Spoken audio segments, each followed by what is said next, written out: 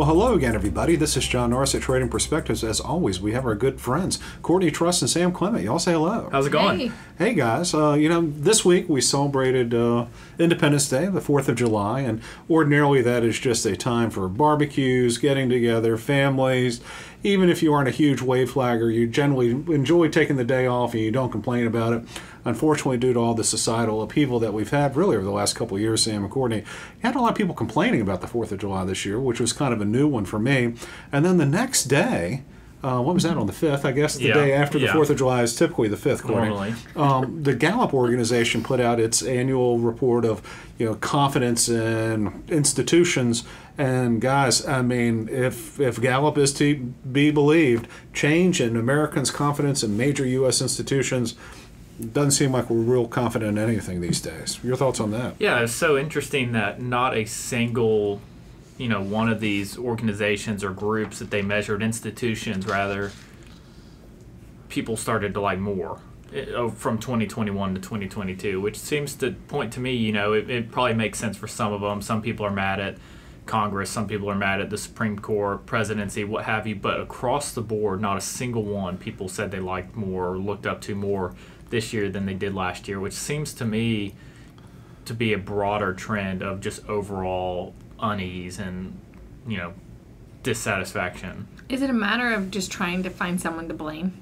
Like if you aren't doing great, whether it's financial or just in general, upset about, to your point, upset at Congress or whoever, that you just want to pinpoint someone to blame in this? Well, Courtney, I try to have an internal locus of control. When I'm not succeeding or things are going poorly for me, I don't blame others for my misfortune. I figure out ways that I can do better myself. Your thoughts on that? Yeah. You believe that? Because you can control everything, right? No. What's frustrating for me, here I am, a little bit older than you guys. Just a few years. Just a few years. Far more years for you, Sam, than for Courtney. I'm sorry, Courtney. I'm going to throw you under the bus. Thanks for that. But, I'm old enough to remember, patriotism being a lot stronger than it is currently. During the 70s, it was kind of topsy-turvy, but we did have the bicentennial, which was a lot of fun. I guess I was 8 years old at the time, and I remember a lot of flag waving. And then there was a resurgence in patriotism during the Reagan administration, even all the way through the Clinton administration. Sam, I would tell you, at your age, you probably don't remember a time when patriotism was as strong as I remember when I was your age. Yeah, probably not. I think, early 2000s was probably the last peak, I would have to guess. Yeah, pretty much right after 9/11. Yeah. It had kind of a surge of patriotism, and really I think it's been kind of downhill since then. Courtney, I mean, you've been alive long enough to remember some of this stuff. I mean, what would you think about the state of just overall confidence in our nation's institutions, both public and private? Yeah, I mean, I remember where I was on 9/11. I think similar to older generations with Pearl Harbor or something like that, when your country's attacked, and you do have that camaraderie with your fellow American, and there's some anger that probably goes along with it, but yes, I remember that feeling. And I also remember, you think about the Olympics and things like that kind of bring Americans together, and that hasn't really worked the last couple of times. And I wonder, part of that, not to completely get off topic, but if part of that is also just the way in which we consume, the media. Yes, now you don't really have cable TV. Plenty of people have streaming where you watch your shows and you're not necessarily just watching the Olympics. Like, it's just not an event as it used to be. Where the whole family is sitting around the TV watching it. Yeah, I think the change in technology, whether it's streaming, social media, all those, I think is probably the biggest contributor to the lack of confidence in our institutions, and how you can get whatever information you want to get. You can get whatever information you can want. Right. It doesn't have to be a reputable. You can spew your opinion and Yep. read whoever's opinions you want. You can focus on just people that you agree with, and I think it is so detrimental that we can't even quantify yet how bad some of the social media and rapidly available news and entertainment is towards just humans' overall psyche.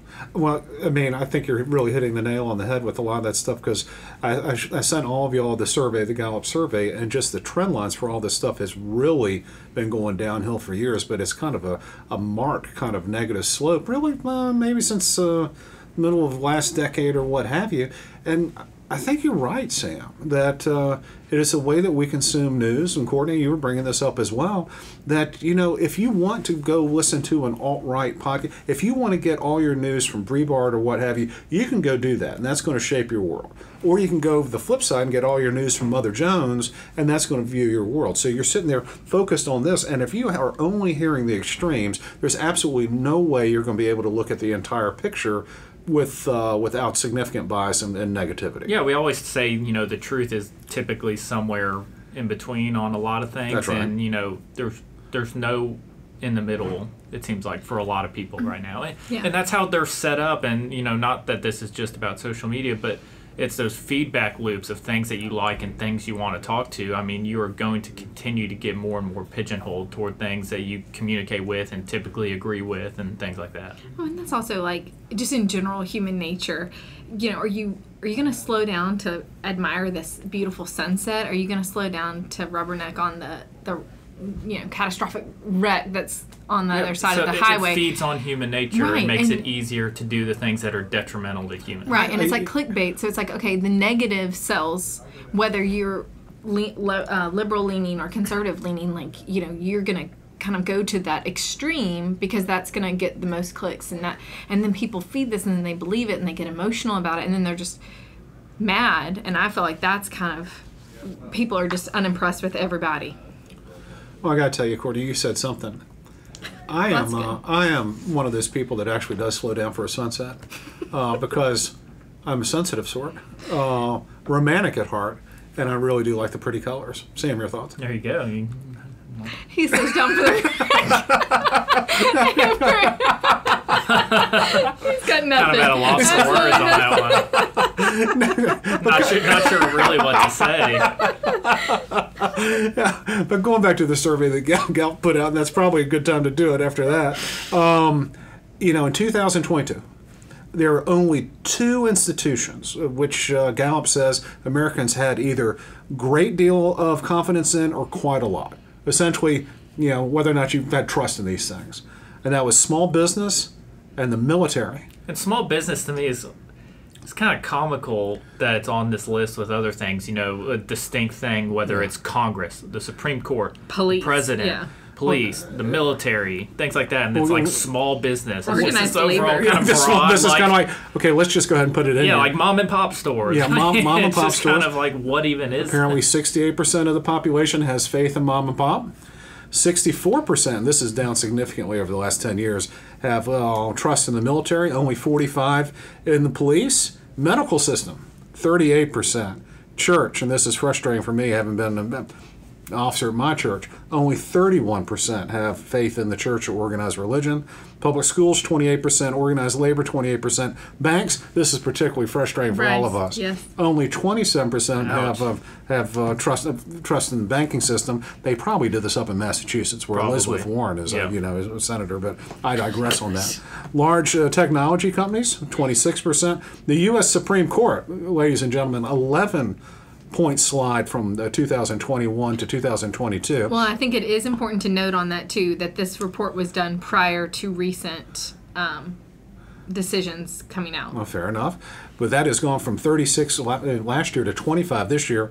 The presidency, my goodness, 38% to 23% this past year. Newspapers only have 16% approval rating. The criminal justice system, 14%. Big business, 14%. Television news, 11%. And Sam, what's bringing up the rear in this list? Congress. I told you before, John, I was shocked at how low it was. I was not shocked that they were, near the bottom, but 7%.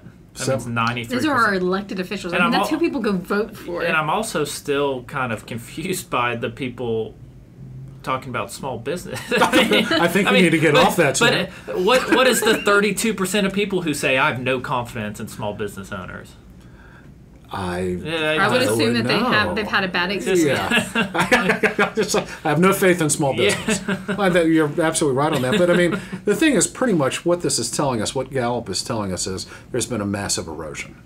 and faith not only in our public institutions but also our private institutions. And if that is the case, is it really all that surprising that we're seeing the societal turmoil that we have here? And I got to wonder, I mean, is this a generational thing, or is it just kind of, it's been a long time coming? Courtney, what do you think? I think it's been a long time coming, John, because I will say that I don't think it's Sam's generation or the younger generations that are coming up and saying they don't trust anybody. I mean, I have seen that even in my parents' demographic, that now they all the trust of believing so much of what was presented to them, now there's complete lack of trust in all areas. Everybody is, out to benefit themselves and not for the general benefit of society. And so, and part of it could be, like we said, with the news. I mean, I don't necessarily agree with maybe all of the news outlets that they're getting their information from, but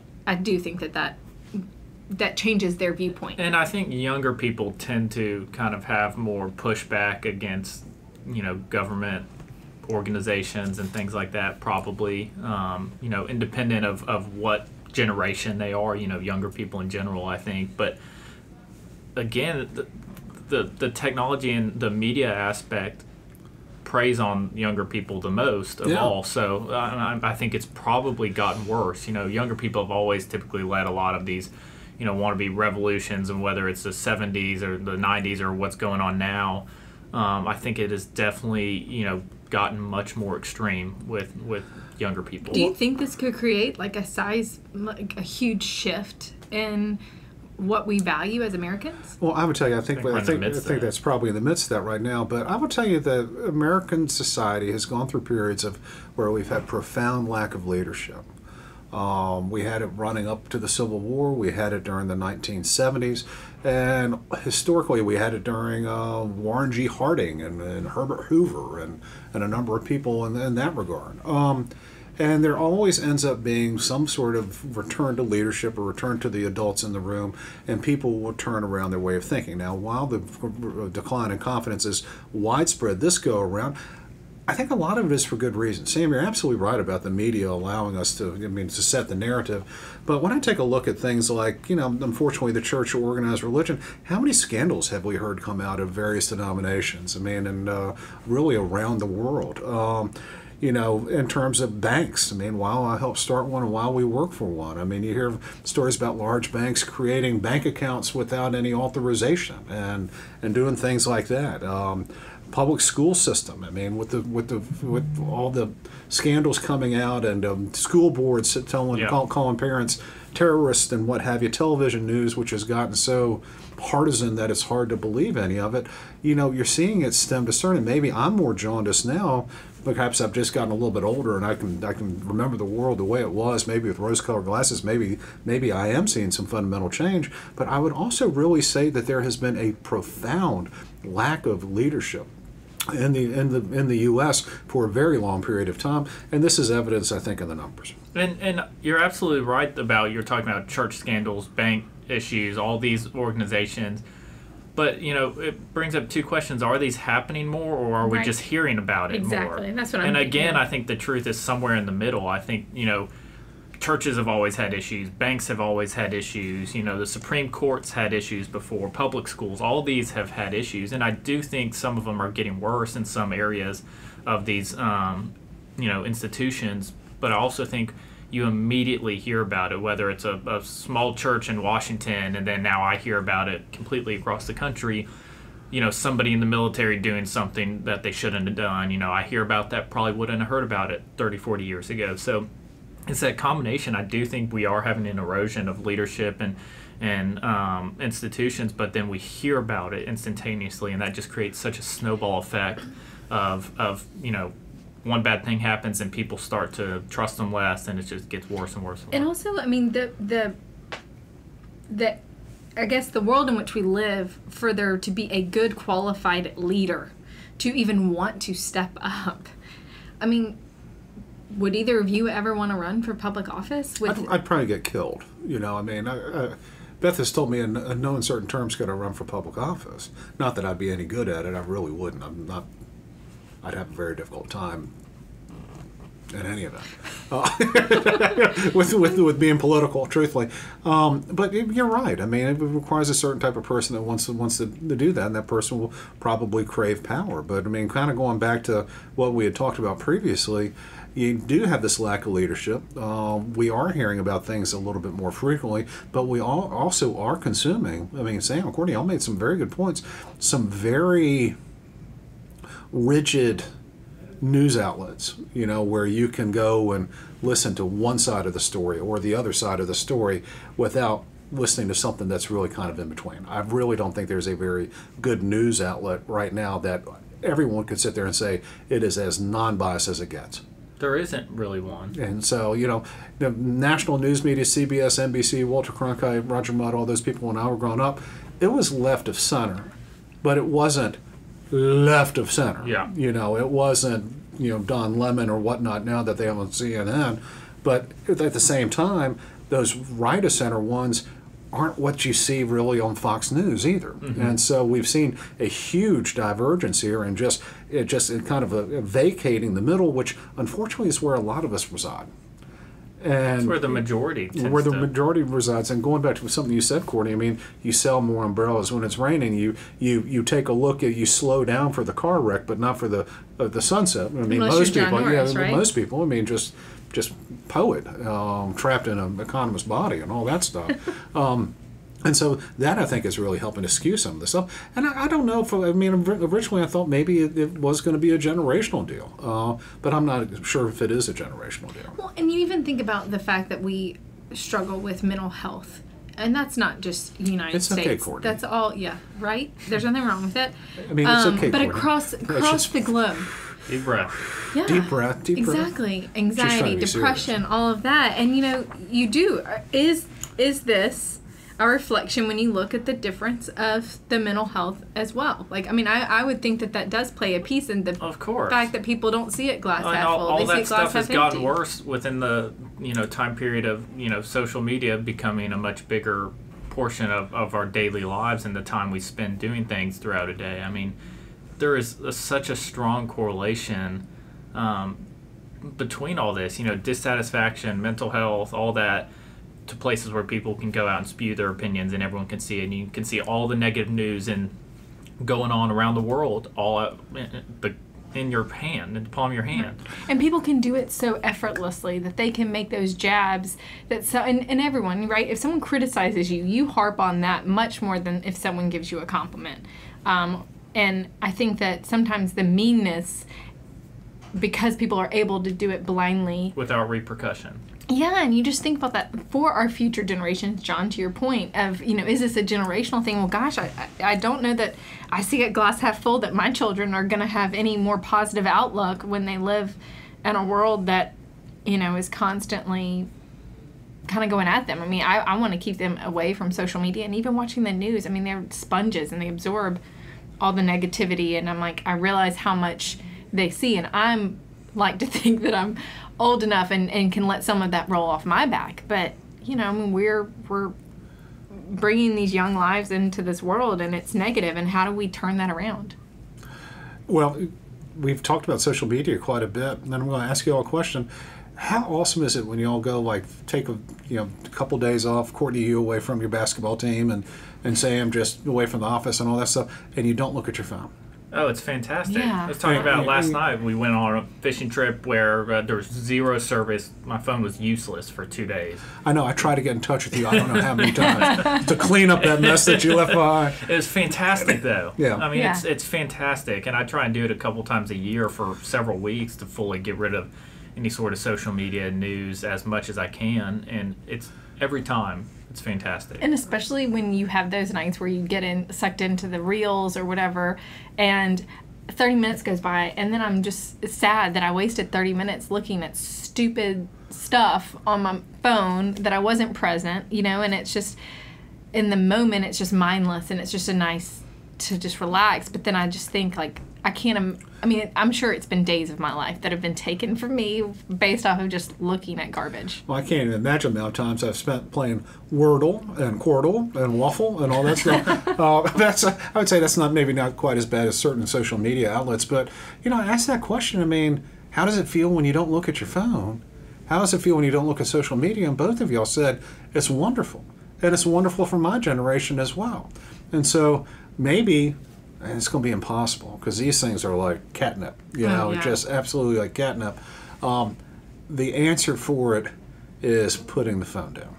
The answer for this distrust in all levels of leadership is maybe not consuming as much information as we do. Yeah, go touch grass. So, What kind of grass? I mean, maybe that is the answer for it. And if that is the answer for it, I'm not real hopeful for the outcome. Sam, your thoughts? I think it's hard to, but I think you are starting to see some slight changes in the narrative around, use of technology and, barriers that people are putting in place, and even some of these tech companies are putting in place to limit time, whether it's, screen time locks or what have you. I think you're starting to see little bit of change, but I think overall, I mean, it's obviously a very profitable space, and it's not going to drastically change, I don't think, anytime soon. I would agree with that. All right. Well, guys, thank you all so much for listening. We always love to hear from you. Also, if you have any comments or questions, please, by all means, let us know. You can always leave us a review on the podcast outlet of your choice, or you can leave us... You can send us an email to tradingperspectives@oakworth.com or leave us a review on the podcast outlet of your choice. As always, if you're interested in reading more or hearing more of what we have to say or how we think, please, by all means, go to oakworth.com and take a look underneath the Thought Leadership tab for all kinds of exciting information. I couldn't even read the ending correctly. Been saying that I don't know how many times, and I just really butchered that. Anyhow, go to oakworth.com, and by all means. Guys, I'm going to give you all last chance to say something on this topic. That's all I got. That's it, John. That's all I've got today, too. Y'all take care.